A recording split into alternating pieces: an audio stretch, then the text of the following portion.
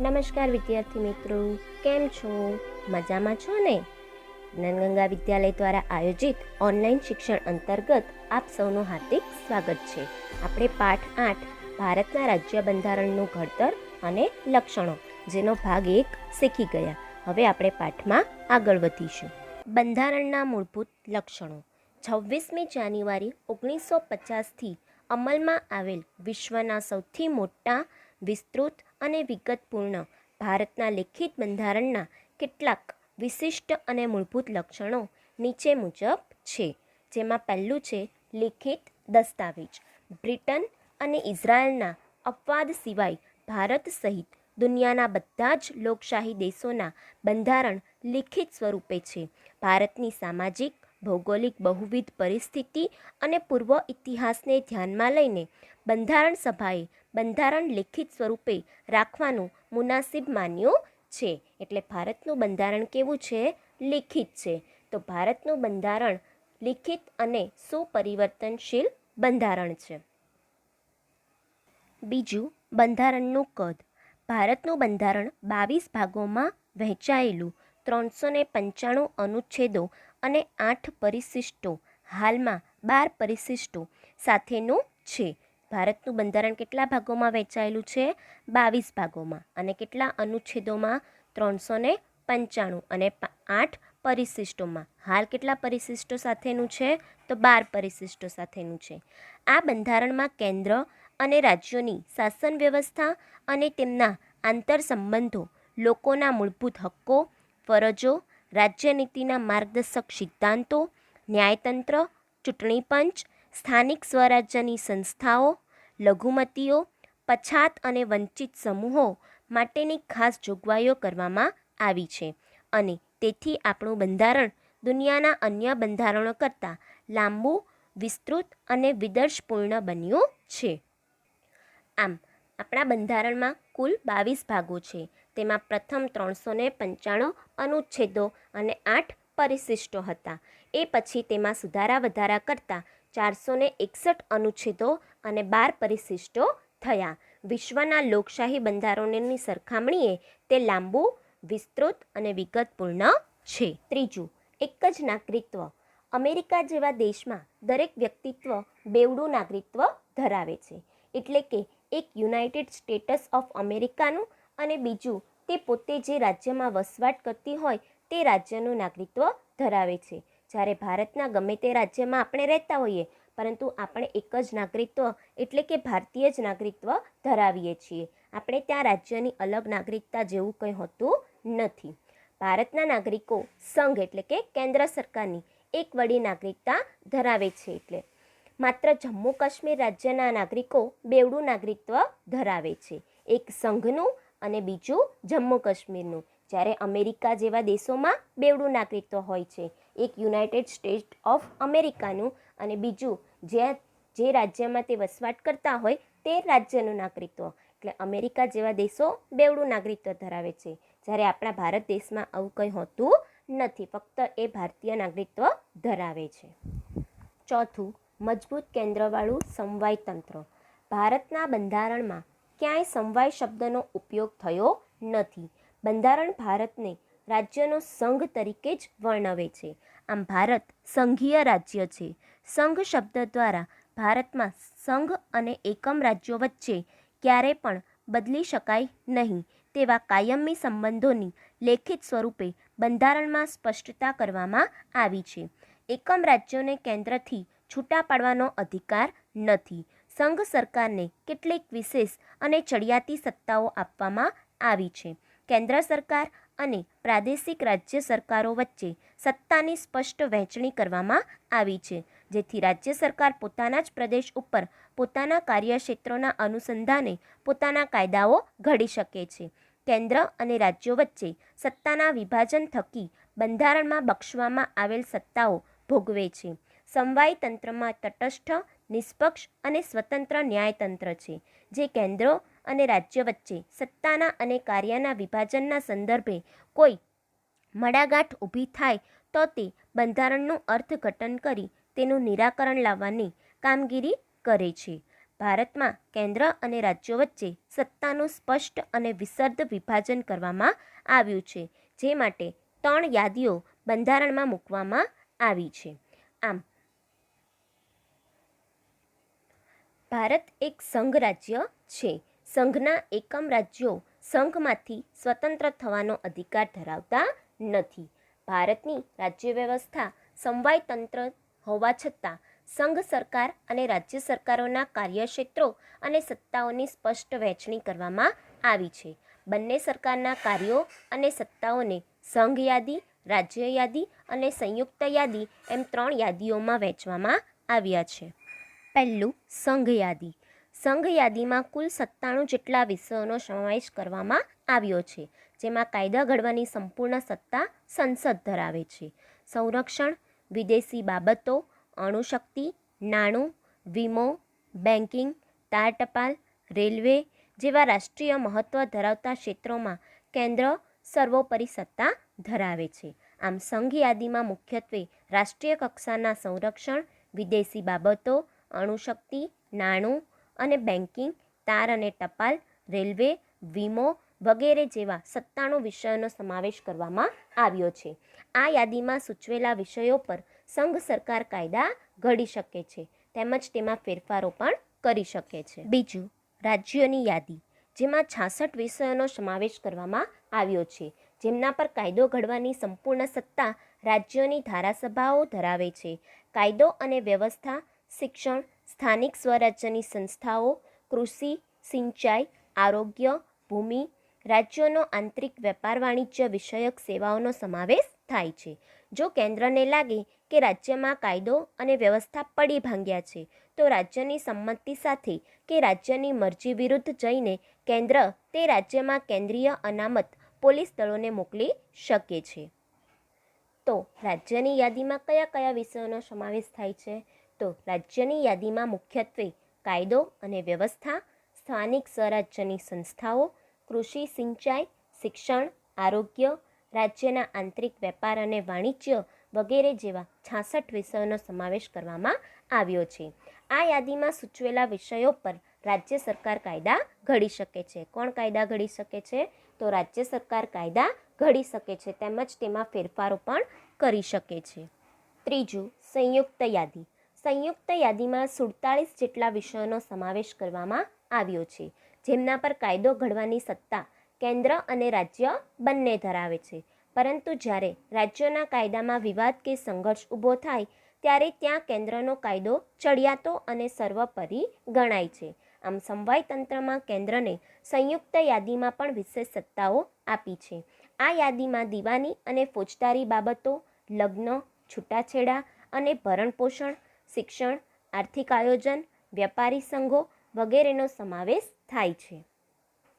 તો સંઘ યાદીમાં મુખ્યત્વે દીવાની અને ફોજદારી બાબતો જેવી કે લગ્ન, છૂટાછેડા અને ભરણપોષણ, શિક્ષણ, આર્થિક આયોજન, વ્યાપારી સંઘો જેવા 47 વિષયોનો સમાવેશ કરવામાં આવ્યો છે.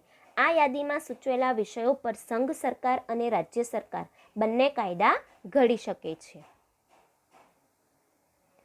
પરંતુ જ્યારે રાજ્યોના કાયદામાં વિવાદ કે સંઘર્ષ ઊભો થાય ત્યારે કેન્દ્રનો કાયદો ચડિયાતો અને સર્વોપરી ગણાય છે.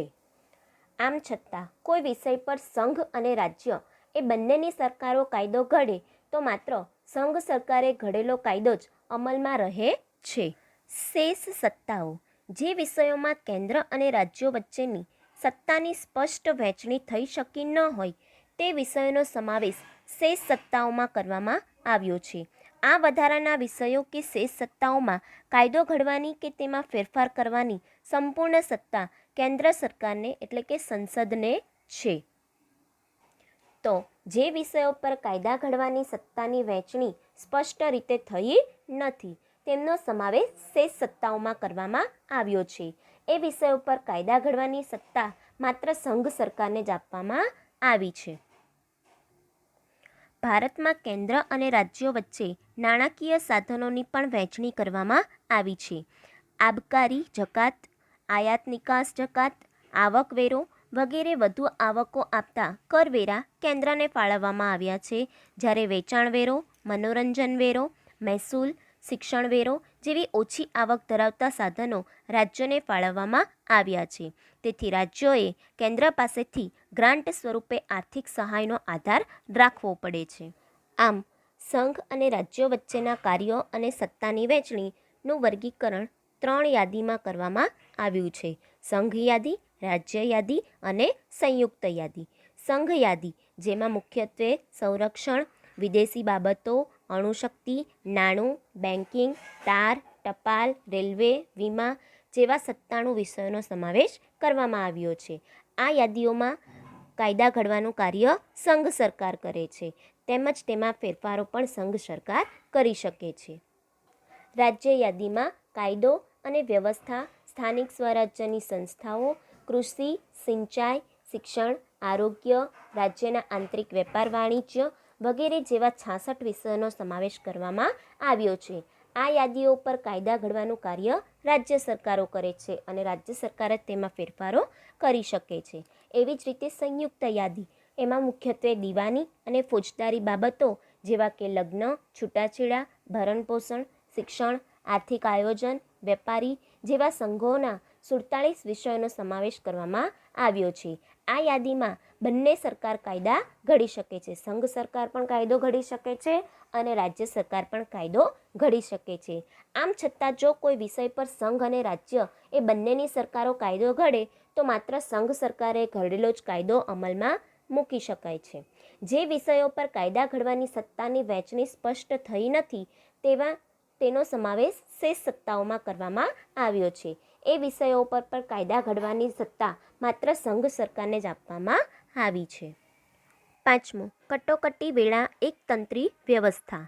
ભારતના બંધારણમાં 3 પ્રકારની કટોકટીની જોગવાઈ કરવામાં આવી છે, જેમાં પહેલું યુદ્ધ, બાહ્ય આક્રમણ કે સશસ્ત્ર બળવો જેવા સંજોગોમાં રાષ્ટ્રીય સલામતી જોખમાય એવી પરિસ્થિતિમાં દેશમાં સલામતી વિષયક કટોકટી જાહેર કરી શકાય છે. બીજું, રાજ્યમાં કાયદો અને વ્યવસ્થાની પરિસ્થિતિ પડી ભાંગી હોય અથવા બંધારણીય જોગવાઈઓ અનુસાર રાજ્યની સરકાર ચાલી શકે એમ ન હોય ત્યારે કેન્દ્ર સરકાર બંધારણીય કટોકટી જાહેર કરી શકે છે અને રાષ્ટ્રપતિ શાસન રાજ્યમાં લાગુ પડે છે. ત્રીજું, સતત ભાવ વધારાના કારણે નાણાંના મૂલ્યમાં ઝડપથી ધોવાણ થતું હોય ત્યારે નાણાકીય કટોકટી જાહેર કરી શકાય. આમ કટોકટીની આ 3 જોગવાઈઓ હેઠળ આપણું સમવાયતંત્ર એકંદરે એકતંત્રી વ્યવસ્થામાં ફેરવાઈ જાય છે. તેટલા સમયગાળા પૂરતું સમવાયતંત્ર સ્થગિત થઈ જાય છે. આમ સમગ્ર દેશમાં કે કોઈ રાજ્યમાં કેટલીક ચોક્કસ પરિસ્થિતિઓ સર્જાય ત્યારે કટોકટી જાહેર કરવાની જોગવાઈ કરવામાં આવે છે. રાષ્ટ્રપ્રમુખ એ સમયે બંધારણને એકતંત્રી સરકારમાં ફેરવી શકે છે. તેટલા સમય પૂરતું સમવાયતંત્ર સ્થગિત થઈ જાય છે.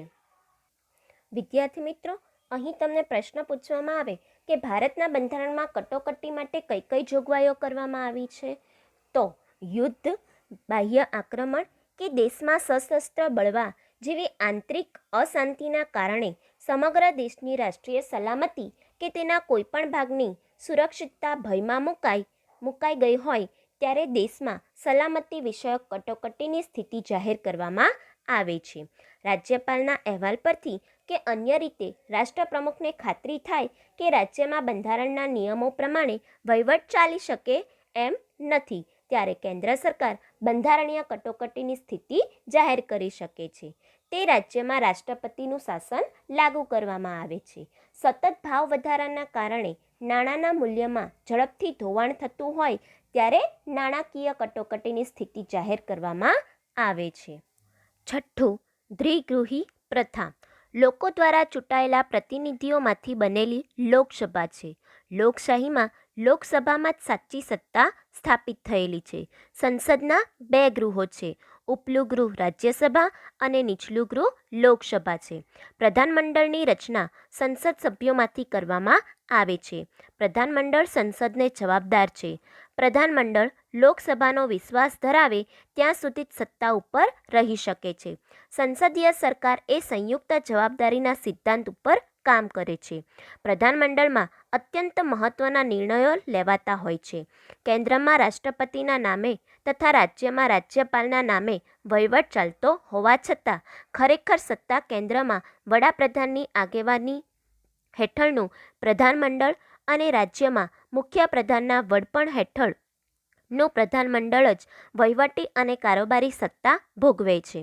રાજ્યનું પ્રધાનમંડળ રાજ્યની વિધાનસભાને જવાબદાર હોય છે. લોકસભા એ કાયમી ગૃહ નથી. તેની મુદ્દત 5 વર્ષની હોય છે. રાજ્યસભામાં સભ્યો રાજ્યની વિધાનસભામાં ચૂંટાઈને આવેલા ધારાસભ્યો ચૂંટે છે. તેઓ જે તે રાજ્યનું પ્રતિનિધિત્વ કરે છે. રાજ્યસભામાં વિવિધ ક્ષેત્રના નિષ્ણાંત અનુભવી એવી 12 વ્યક્તિઓની સભ્ય તરીકેની પસંદગી રાષ્ટ્રપતિ કરે છે. રાજ્યસભા એ કાયમી ગૃહ છે. તેના 1/3 સભ્યો દર 2 વર્ષે નિવૃત્ત થાય છે. તેટલા જ સભ્યો ફરીથી ચૂંટવાને પાત્ર છે. આમ રાજ્યસભાના સભ્યો 6 વર્ષ સુધી સભ્યપદ ધરાવે છે. રાજ્યસભાની સત્તા પ્રમાણમાં ઓછી છે, જ્યારે લોકસભાની સત્તાઓ વિશેષ, ચડિયાતી અને નિર્ણાયક છે. રાજ્યસભાનું સંપૂર્ણપણે વિસર્જન થતું નથી. તો વિદ્યાર્થી મિત્રો, સંસદના મુખ્ય 2 ગૃહો છે, ઉપલું ગૃહ અને નીચલું ગૃહ. ઉપલું ગૃહ એટલે રાજ્યસભા અને નીચલું ગૃહ એટલે લોકસભા. કેન્દ્રનો વહીવટ રાષ્ટ્રપતિના નામે ચાલે છે અને રાજ્યનો વહીવટ રાજ્યપાલના નામે ચાલે છે. લોકસભા એ કાયમી ગૃહ નથી. તેની મુદ્દત 5 વર્ષની હોય છે. રાજ્યસભા એ કાયમી ગૃહ છે. તેના 1/3 સભ્યો દર 2 વર્ષે નિવૃત્ત થાય છે. તેટલા જ સભ્યો ફરીથી ચૂંટવાને પાત્ર છે. આમ રાજ્યસભાના સભ્યો 6 વર્ષ સુધી સભ્યપદ ધરાવે છે. રાજ્યસભાની સત્તા પ્રમાણમાં ઓછી છે, જ્યારે લોકસભાની સત્તાઓ વિશેષ, ચડિયાતક અને નિર્ણાયક છે. રાજ્યસભાનું સંપૂર્ણપણે વિસર્જન થતું નથી. આમ ભારતમાં સંસદીય પદ્ધતિની સરકાર છે. સંઘની સંસદ લોકસભા અને રાજ્યસભા એમ 2 ગૃહોની બનેલી છે. રાજ્યસભાની સત્તાઓ બહુ ઓછી છે, જ્યારે લોકસભાની સત્તાઓ રાજ્યસભાની સત્તાઓ કરતાં વિશેષ, ચડિયાતી અને નિર્ણાયક છે. સંઘ સરકારનો વહીવટ રાષ્ટ્રપ્રમુખના નામે અને દરેક રાજ્યનો વહીવટ રાજ્યપાલના નામે ચાલે છે. આમ છતાં બંને સરકારોમાં વહીવટની વાસ્તવિક સત્તાઓ પ્રધાનમંડળના વડાઓ અને તેમના પ્રધાનમંડળો ભોગવે છે. 7. સ્વતંત્ર, નિષ્પક્ષ અને એકીકૃત ન્યાયતંત્ર. બંધારણીય જોગવાઈ અનુસાર ભારતમાં સળંગ, સ્વતંત્ર અને નિષ્પક્ષ અને એકસૂત્રી ન્યાયતંત્રની સ્થાપના કરવામાં આવી છે, જેની ટોચે સર્વોચ્ચ અદાલત પછી મધ્યમાં એટલે કે રાજ્ય કક્ષાએ વડી અદાલતો અને નીચે જિલ્લા કક્ષાની અને તાબાની અદાલતો ઉપરાંત વિશેષ અદાલતો હોય છે. સર્વોચ્ચ અદાલતના ચુકાદા ભારતમાં આવેલ તમામ અદાલતો માટે બંધનકર્તા છે. સંઘ સરકાર અને રાજ્ય સરકાર વચ્ચે બંધારણીય બાબતો કે કાયદાના અર્થઘટનો અંગે વિવાદ થાય તો તેના ઉકેલની અંતિમ સત્તા સર્વોચ્ચ અદાલતની છે. ન્યાયતંત્ર કારોબારીથી સ્વતંત્ર છે. બંધારણના રક્ષક અને વાલી તરીકે ન્યાયતંત્ર નાગરિકોના અધિકારોનું રક્ષણ કરે છે.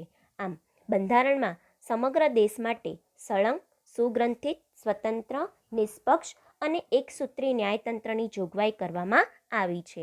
ભારતીય સમવાય તંત્ર કેન્દ્રમાં સર્વોચ્ચ અદાલત છે, જેનું સ્થાન સૌથી ઊંચું છે. ત્યાર પછી અનુક્રમે રાજ્યોની વડી અદાલતો, જિલ્લાની અદાલતો, તાલુકાની અદાલતોનું સ્થાન છે. આમ આપણા દેશમાં સળંગ એકસૂત્રી ન્યાયતંત્ર છે. સર્વોચ્ચ અદાલતના ચુકાદાઓ ભારતની તમામ અદાલતો માટે બંધનકર્તા છે. સંઘ સરકાર અને રાજ્ય સરકારો વચ્ચે બંધારણીય બાબતો કે કાયદાના અર્થઘટનો અંગે વિવાદો સર્જાય તો તેનો ઉકેલ લાવવાની સત્તા સર્વોચ્ચ અદાલત ધરાવે છે. સર્વોચ્ચ અદાલત દેશની તમામ અદાલતો પર નિયંત્રિત, દેખરેખ અને માર્ગદર્શનનો અધિકાર ધરાવે છે. ભારતનું ન્યાયતંત્ર કારોબારીથી સ્વતંત્ર છે. તે નાગરિકોના મૂળભૂત હક્કોનું રક્ષણ કરે છે. આથી જ સમવાયતંત્રી ભારતમાં સર્વોચ્ચ અદાલતને બંધારણની રક્ષક અને વાલી ગણવામાં આવે છે. 8. બંધારણમાં સુધારો.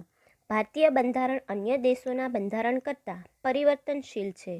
સમય અને સંજોગોને આધીન બંધારણમાં ફેરફાર કરવાની જરૂર પડતી હોય છે. બંધારણમાં ફેરફારની કલમોને 3 ભાગોમાં વહેંચવામાં આવી છે. પહેલું, અમુક જોગવાઈઓમાં સંસદના હાજર અને મત આપતા સભ્યોની સાદી બહુમતીથી સુધારો કરી શકાય.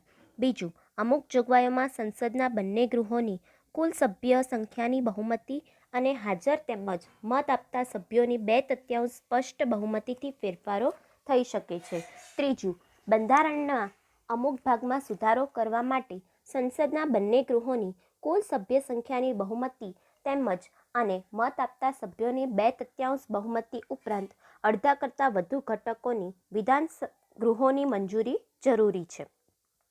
કેન્દ્ર અને રાજ્યોના આંતરસંબંધો કે ઉચ્ચ ન્યાયતંત્રના માળખામાં સુધારો કરવાનો હોય ત્યારે કુલ રાજ્યોમાં ઓછામાં ઓછા અડધા રાજ્યોની સંમતિથી કરી શકાય છે.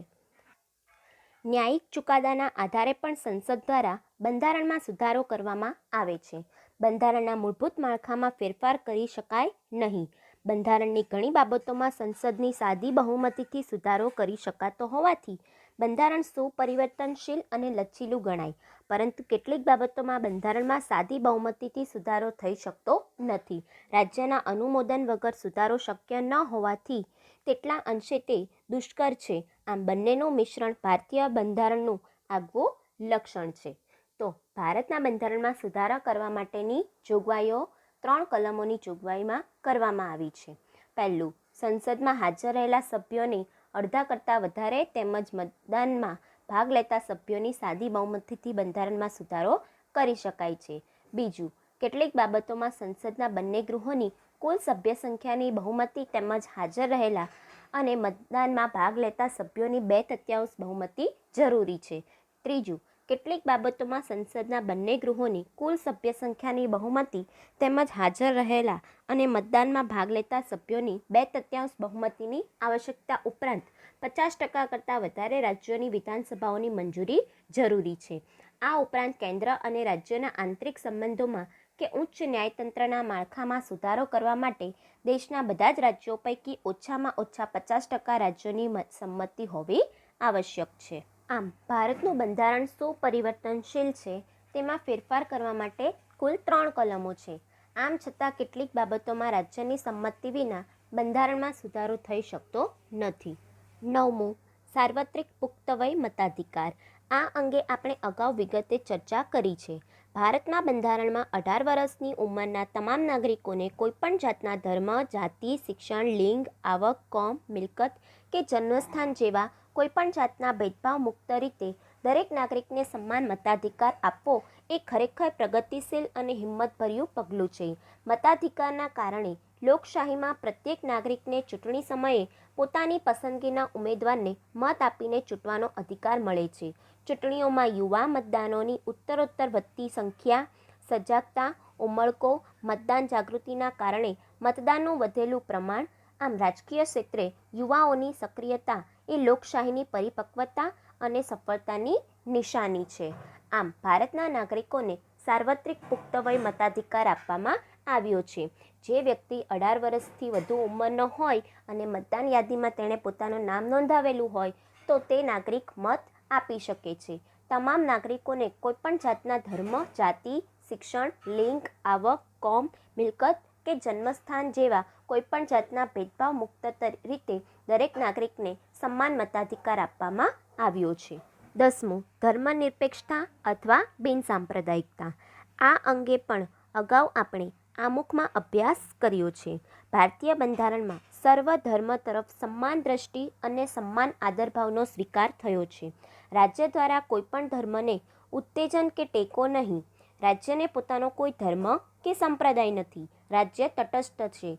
ભારતીય બંધારણ કોમી પક્ષપાત કે ધાર્મિક બાબતોથી પર છે. રાજ્ય કોઈપણ નાગરિક પ્રત્યેક ધર્મના આધારે ભેદભાવ રાખતું નથી. ધર્મના અનુયાયીઓને પોતાની પસંદગીની ધાર્મિક માન્યતાઓ, શ્રદ્ધા અને આસ્થા અનુસારનું ધર્મપાલન કરવાની, પ્રચાર પ્રસાર કરવાની સ્વતંત્રતા બંધારણમાં આપવામાં આવી છે. જોકે ભારતીય બંધારણમાં ધાર્મિક લઘુમતીઓને કેટલીક વિશેષ અધિકારો અને સવલતો આપવામાં આવી છે. સમાન નાગરિક ધારાની જોગવાઈ માર્ગદર્શક સિદ્ધાંતોમાં સમાવી આમ આ બાબતો ધર્મનિરપેક્ષ રાજ્ય ઘોષિત કરે છે. આમ ભારતને બિનસાંપ્રદાયિક રાજ્ય બનાવવામાં આવ્યું છે. ભારત એક બિનસાંપ્રદાયિક અથવા ધર્મનિરપેક્ષ અને પ્રજાસત્તાક દેશ છે. બિનસાંપ્રદાયિક એટલે એવું રાજ્ય કે જેની સ્થાપના કોઈપણ ધર્મ કે સંપ્રદાયના પાયા પર કરવામાં આવી ન હોય, તેમજ રાજ્યનું શાસન કોઈ સંપ્રદાયની માન્યતાના આધારે કે સંપ્રદાયના કોઈ પણ બીજા નાગરિક વચ્ચે ભેદભાવ કે પક્ષપાત રાખીને કરવામાં આવતું ન હોય. આપણા બંધારણમાં દરેક નાગરિકને ધર્મ કે સંપ્રદાય સંબંધી એટલે કે પોતપોતાના ધર્મ પાળવાની માન્યતા અને તેનો પ્રચાર અને પ્રસાર કરવાની સ્વતંત્રતા આપવામાં આવી છે. આમ ભારત એક બિનસાંપ્રદાયિક દેશ છે. 11. અદાલતી સમીક્ષા. અદાલતી સમીક્ષા બંધારણનું વિશિષ્ટ લક્ષણ છે. સંઘ અને રાજ્યો દરેક પોતાના કાર્યક્ષેત્રોમાં જ રહીને કામ કરે કે વહીવટ કરે એ જોવાની સત્તા અદાલતને સોંપવામાં આવી છે. સંસદની સત્તાઓને અવગણ્યા વગર અદાલતી સમીક્ષા વિશેના સિદ્ધાંતો વચ્ચે એક સુમેળ સ્થાપવાનો પ્રયાસ બંધારણમાં કર્યો છે. સંસદે કે ધારાસભાઓએ ઘડેલા કાયદાઓ અને બહાર પાડેલા આદેશો, વટહુકમો, અદાલતી ચુકાદાઓ અને બંધારણીય સુધારાઓની સમીક્ષા કરવાની સત્તા અદાલતને આપવામાં આવી છે. અદાલતને જો એમ ખાતરી થાય કે ઘડવામાં આવેલ કાયદો, સુધારાઓ કે બહાર પાડેલા હુકમો બંધારણની મૂળ જોગવાઈઓ સાથે સુસંગત નથી તો તેને અદાલત ગેરબંધારણીય ઠેરવીને રદબાતલની જાહેરાત કરી શકે છે. તો સંસદે કે ધારાસભાએ ઘડેલા કાયદાઓ અને બહાર પાડેલા આદેશો, વટહુકમો, અદાલતી ચુકાદાઓ અને બંધારણીય સુધારાઓની ન્યાયિક સમીક્ષા કરવાની સત્તા સર્વોચ્ચ અદાલતને આપવામાં આવી છે. બંધારણ સાથે સુસંગત ન હોય એવી બધી બાબતોને સર્વોચ્ચ અદાલત ગેરબંધારણીય જાહેર કરી રદબાતલ કરી શકે છે. તે બંધારણનું અર્થઘટન કરવાની અંતિમ સત્તા ધરાવે છે. 12. મૂળભૂત હક્કો અને ફરજો. ભારતના લોકો એક સ્વતંત્ર રાષ્ટ્રના નાગરિક તરીકે ગૌરવપૂર્ણ જીવન જીવી શકે તે માટે બંધારણમાં મૂળભૂત હક્કો આપવામાં આવ્યા છે. તો મૂળભૂત હક્કો એટલે નાગરિકના વ્યક્તિત્વના સર્વાંગી વિકાસ માટે પ્રાપ્ત થતી અમુક ચોક્કસ અનુકૂળતાઓ. મૂળભૂત હક્કો એ દરેક વ્યક્તિની અમૂલ્ય પૂંજી અને શક્તિ છે. આમ સર્વાંગી વિકાસની સાથે રાષ્ટ્રના વિકાસ માટે જરૂરી સ્વતંત્રતાની ખાતરી સાથે હક્કો અને ફરજો એ લોકશાહી સમાજની મહામૂલી મૂડી છે. બંધારણીય ઇલાજોનો હક તથા 6 થી 14 વર્ષ સુધીના બાળકોને ફરજિયાત શિક્ષણનો હક પણ બંધારણમાં આપવામાં આવ્યો છે. આપણા બંધારણમાં નાગરિકોને 6 મૂળભૂત અધિકારોનો સમાવેશ કરવામાં આવ્યો છે, જેમાં સમાનતાનો હક, સ્વતંત્રતાનો હક, શોષણ વિરોધી હક, ધાર્મિક સ્વતંત્રતાનો હક, સાંસ્કૃતિક અને શૈક્ષણિક હક અને બંધારણીય ઇલાજોનો હક. આમ નાગરિકોના મૂળભૂત હક્કો અને ફરજોને બંધારણમાં સ્પષ્ટપણે દર્શાવવામાં આવ્યા છે. 13. રાજ્યનીતિના માર્ગદર્શક સિદ્ધાંતો. લોકોના રક્ષણ, સલામતીની સાથે કલ્યાણ સાધવાનો પ્રયાસ રાજ્યએ કરવાનો છે. રાજ્યને નીતિ ઘડતરમાં અને રાજ્ય શાસનમાં રાજ્યનીતિના માર્ગદર્શક સિદ્ધાંતો માર્ગદર્શન આપે છે. તેથી પણ તે સિદ્ધાંતો માર્ગદર્શક સિદ્ધાંતો કહેવાય છે. બંધારણમાં રાજ્યનીતિના માર્ગદર્શક સિદ્ધાંતો સૂચવવામાં આવ્યા છે. રાજ્યોને નીતિ ઘડતરમાં અને રાજ્ય શાસનમાં આ સિદ્ધાંતો માર્ગદર્શન આપે છે. 14. પછાત વર્ગો અને આદિજાતિઓ માટેની જોગવાઈઓ. સમાજના પછાત વર્ગો કે પછાત જાતિઓ કે વંચિત સમુદાયના ઉત્કર્ષ અને તેઓને સામાન્ય પ્રવાહમાં ભેળવવા માટે સક્ષમ બનાવવા માટે ભારતના બંધારણમાં વિશેષ જોગવાઈઓ કરવામાં આવી છે. ધારાગૃહોમાં સ્થાનિક સ્વરાજ્યની ચૂંટણીઓમાં રાજકીય પ્રતિનિધિત્વ પૂરું પાડે તે માટે અનામત બેઠકો ફાળવવામાં આવી છે. સરકારી નોકરી અને શિક્ષણ સંસ્થાઓમાં પ્રવેશ માટે અનામત પોતાની બેઠકો તેઓની વસ્તીના પ્રમાણે ફાળવીને સમાન તક આપી છે. પછાત જાતિના બાળકોને શિક્ષણ માટે શિષ્યવૃત્તિઓ, સવલતો, ફી માફીની સગવડોના લાભ, હકારાત્મક ભેદભાવોનો કે રક્ષણાત્મક ભેદભાવની નીતિનો ખાસ પ્રબંધ બંધારણમાં કરવામાં આવ્યો છે. આમ ભારતના બંધારણમાં પછાત વર્ગો તથા અનુસૂચિત જાતિઓ અને અનુસૂચિત જનજાતિઓના ઉત્કર્ષ માટે જરૂરી ભલામણો કરવા માટે પંચની નિમણૂક કરવાની જોગવાઈ છે. પંચે કરેલ ભલામણો અનુસાર ધારાસભાઓ અને સ્થાનિક સ્વરાજ્યની સંસ્થાઓ તેમજ સરકારી નોકરીઓ અને શૈક્ષણિક સંસ્થાઓમાં પછાત વર્ગોને તેમની વસ્તીના ધોરણે અનામત બેઠકો ફાળવવામાં આવી છે. પછાત જાતિઓના બાળકોને શિક્ષણ માટે ફી માફી, શિષ્યવૃત્તિઓ અને અન્ય સવલતોનો લાભ, હકારાત્મક ભેદભાવનો કે રક્ષણાત્મક ભેદભાવની નીતિનો ખાસ પ્રબંધ બંધારણમાં કરવામાં આવ્યો છે. વિદ્યાર્થી મિત્રો, અહીં આપણો પાઠ પૂર્ણ થાય છે. Stay home, stay safe. Thank you.